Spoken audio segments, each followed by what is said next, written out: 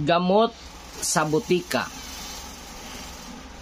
May dalawang uri ng gamot na nabibili sa butika.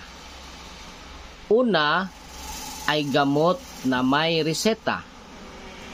Pangalawa na may kahit wala na.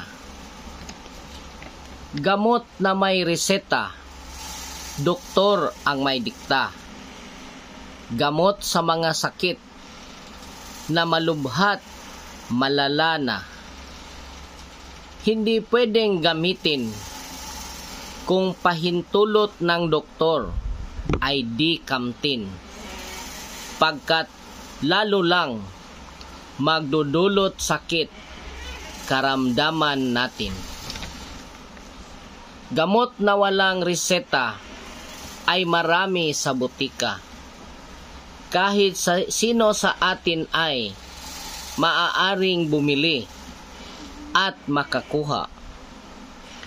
Basahing mabuti direksyon sa etiketa upang di magkamali, maiwasan ang pinsala.